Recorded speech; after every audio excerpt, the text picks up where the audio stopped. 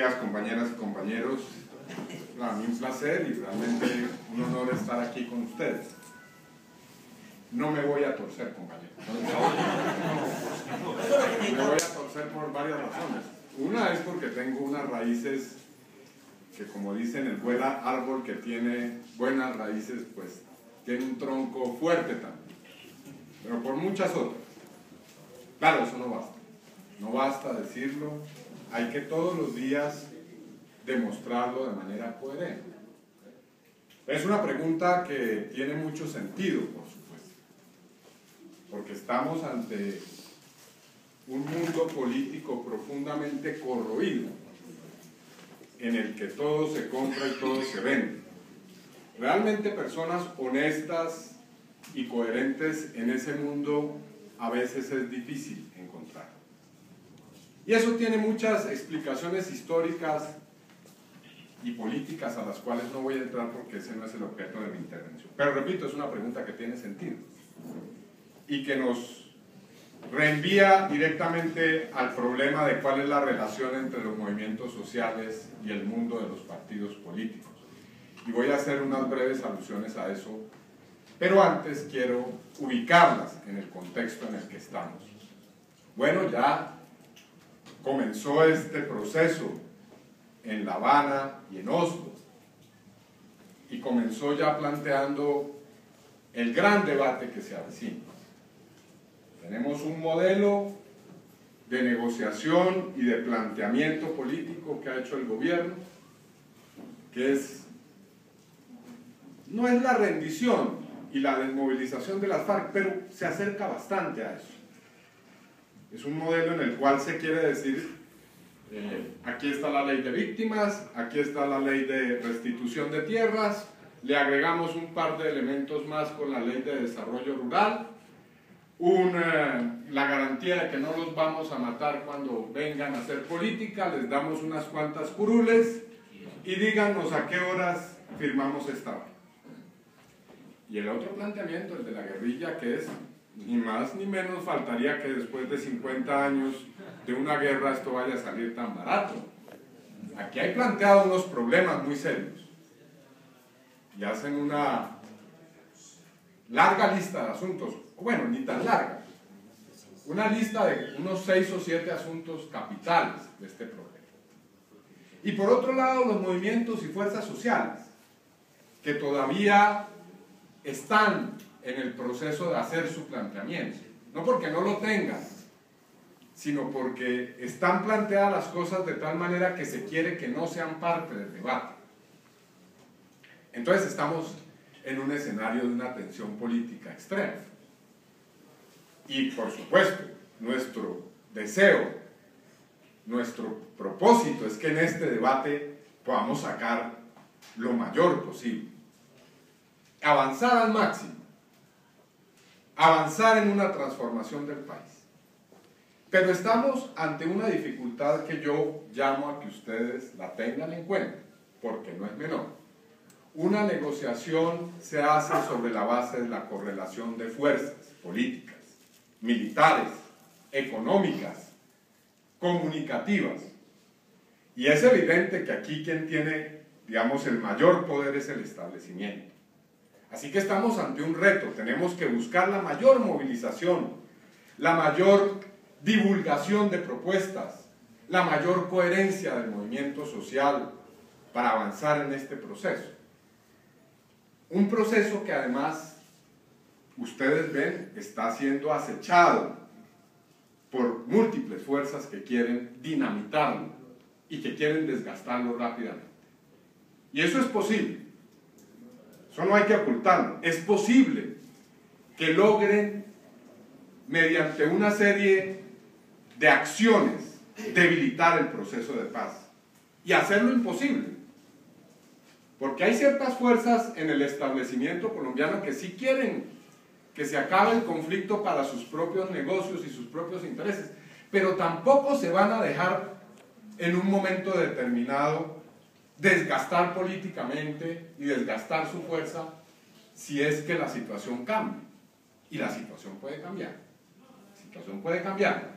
La presencia de Uribe en la asamblea de la U muestra que hay unas fuerzas que están buscando precisamente que los componentes que han hecho posible esta negociación se alteren. Así que también hay un problema de tiempos que no hay que olvidar y de eficacia política.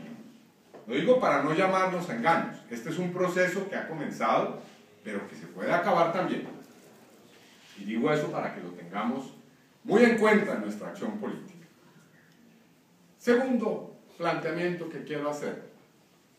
Está, a mi modo de ver, cada vez más claro el modelo que plantea el movimiento social y popular.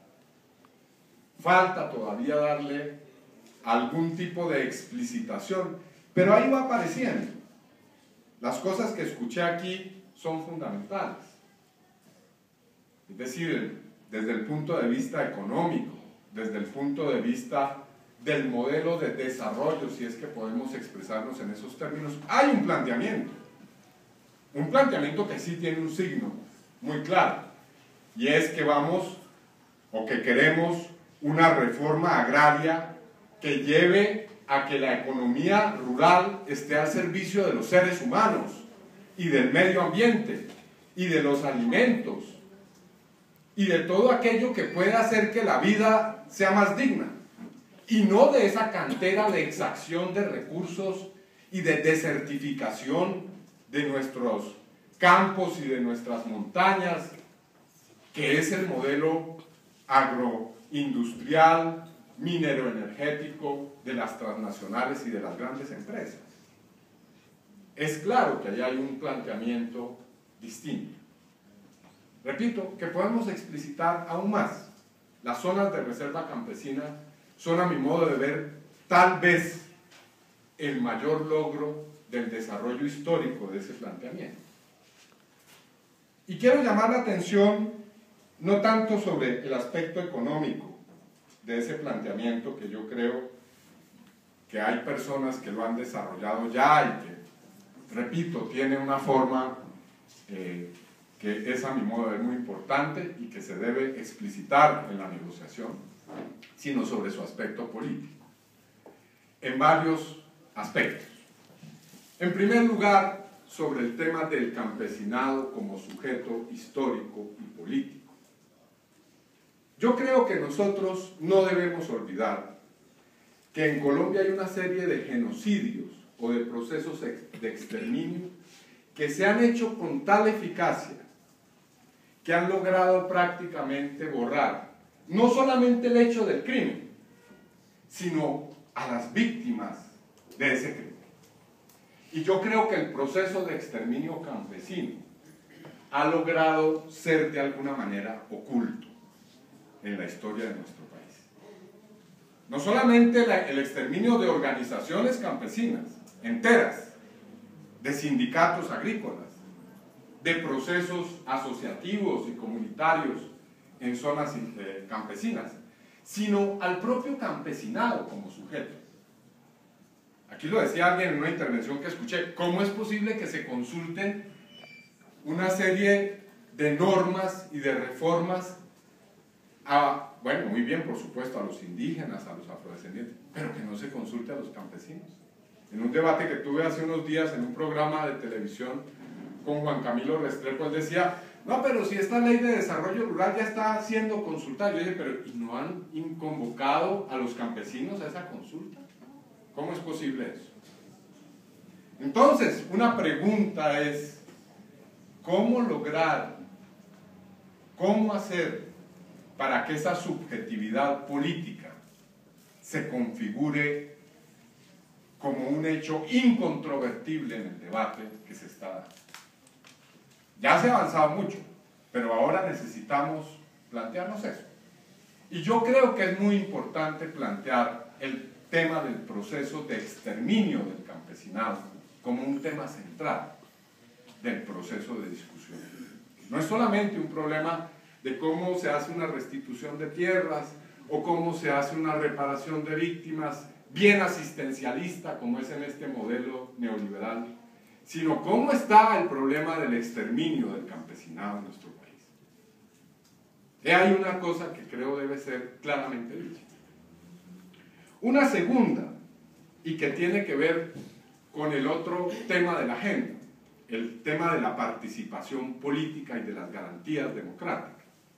Es que el problema del modelo del desarrollo rural no puede ser discutido integralmente si no se discute el problema del modelo político en las zonas rurales del país.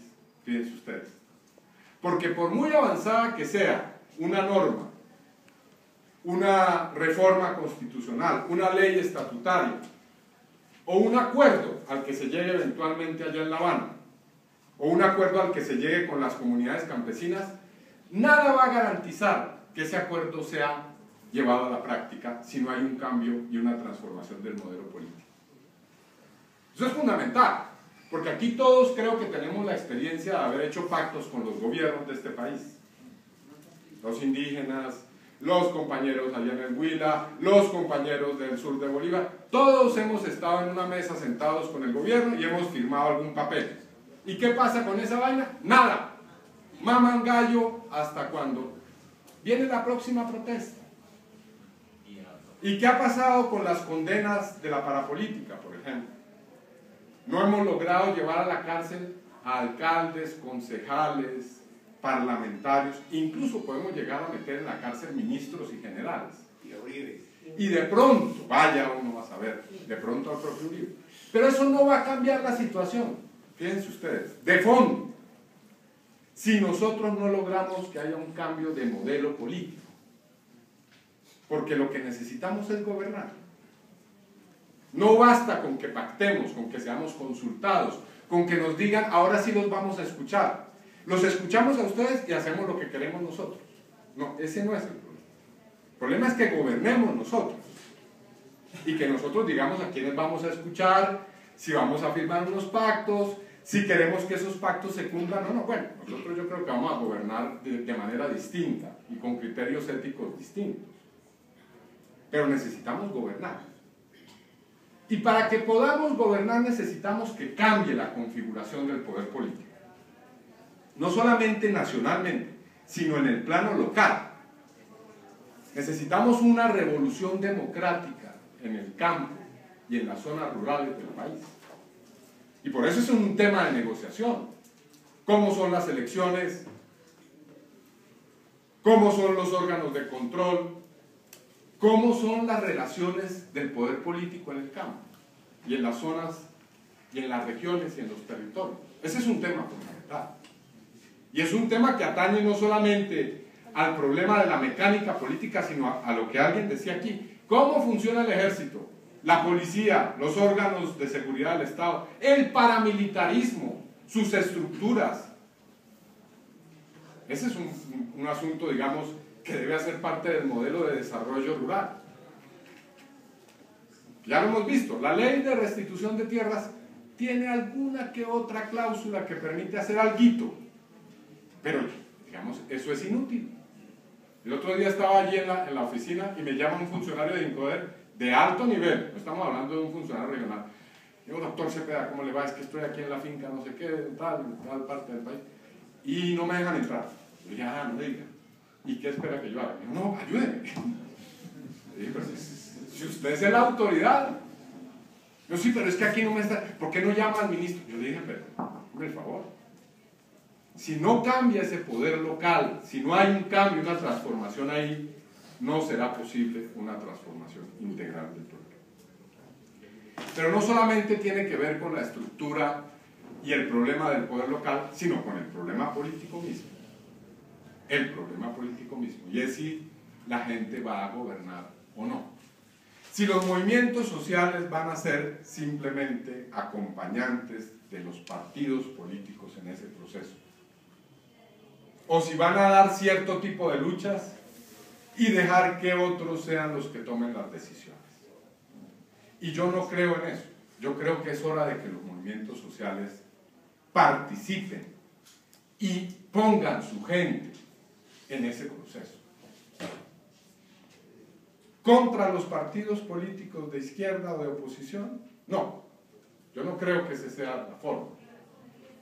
Está bien que mantengan su autonomía, por supuesto, pero creo que es necesario crear alianzas y hay que crear un frente amplio, Hay países en los cuales son los movimientos sociales los que han llegado a gobernar.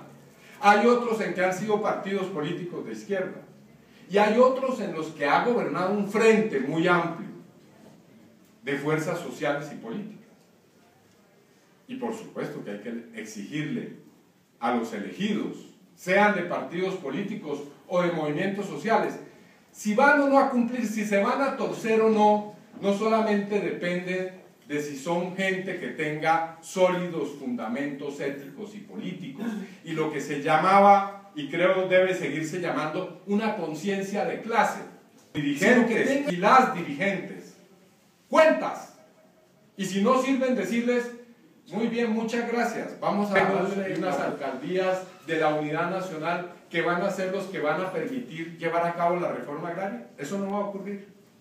Si nosotros no gobernamos, los pactos a los que se llegue se van a quedar en letra muerta o en una tomadura de pelo, que es lo que ha ocurrido hasta ahora. La gente gana sus movilizaciones, gana los acuerdos y hasta ahí llega la cosa.